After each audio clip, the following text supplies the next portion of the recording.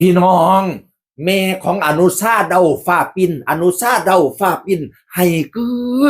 กอดลูกชายแล้วเป็นอย่างจังให้วัดดีพี่น้องเอ่ยดีใจลูกชายพาไปเบิ่งบ้านหลังใหม่ว้า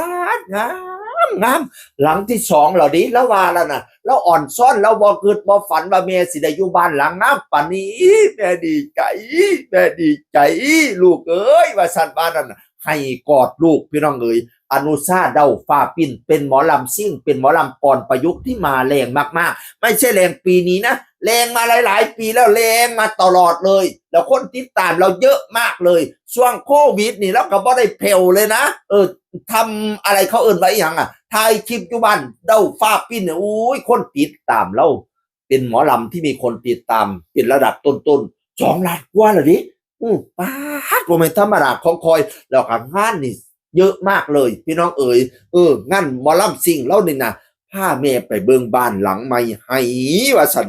อีแม่ก็ได้แล้วก็อ่อนช้อนหัวอกแม่เราดีใจครับลังน้อยใกล้เสร็จแล้วครับโอ้ยอย่าว่าล่างน้อยเถอะอย่าว่าล่างเถอะแบบนี้เขาเอิ้นว่าคฤหาสน์พี่น้องเอ๋ยที่สำคัญหลังที่สองแล้วแม่ละวานั่นน่ะงามคักงามแน่ภายในใกล้เสร็จแล้วครับบ่ได้นอนดอกมื้อนี้ย่างไปใส่แม่แล้วก็ให้แล้วดีใจที่บ่ลำบากแห้งคือแต่ก่อนเว้าแต่ก่อนความหลังนี่จะเป็นลำบากหอบลูก3 คนใส่รถ3 ล้อไปขายก๋วยเตี๋ยวนำงานหมอลำวัยรุ่นหยุมกันส้นหมอก๋วยเตี๋ยวจักสิหอบเอาลูกจักสิเอาหมอเก้าเสียวก๋วยเตี๋ยวเจ๊งไปบ่ฮอดบ่ได้ฮอดทุนตอนนั้นผมอยู่ป .1 ว่าซั่นเว้าอดีตให้ฟังพี่น้องเอ๋ยความลำบากของคนอีสานบ้านเฮาเนาะหาอยู่หากินแม่เราเป็นแม่ค้าก๋วยเตี๋ยวไปหาขายน้ำงานหมอลำลูกน้อยๆ3 คนเอาไปน้ำเล่าได้อยู่ป .1 ไปรุ่นตีกันดีเนาะสมัยนั้นเพราะว่าสมัยนั้นสมัยนี้ก็ตีกันเพราะปันกันล่ะพี่น้องเอ๋ยหยุมกันตีกันนัดตำหมอกก็ก๋วยเตี๋ยวความลางางจ้าสิหอบเอาลูกจ้าสิเอาก๋วยเตี๋ยวเก่งบ่ได้ฮอดทุนพะนะว่า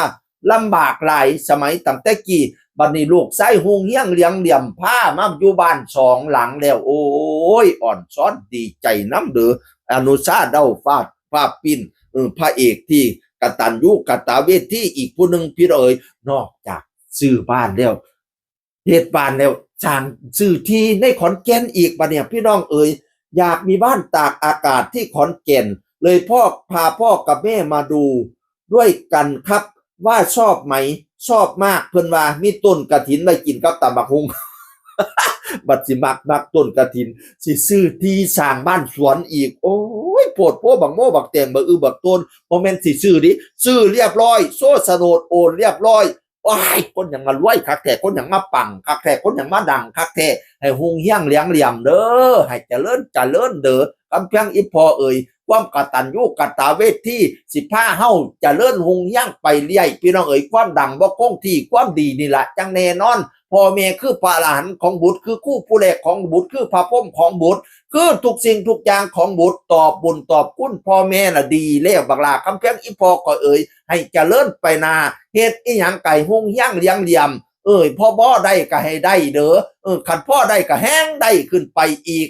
มีแต่ดังมีแต่ปังไปนาเฮ็ดเพียงตีนให้เจ้าขึ้นเพียงตาเฮ็ดเพียงขาให้เจ้าขึ้นเพียงคิ้วเฮ็ดเพียงนิ้วให้พุ่นเพียงเก่าเพียงกระหม่อมปรารถนาอีหยังก็ได้มุ่งมาดดังปรารถนาความว่าบ่ได้ความว่าบ่มีนี่อย่าสุมีปรารถนาหยังให้มีเบิดเด้อกำแพงอีพ่อข่อยเอ่ย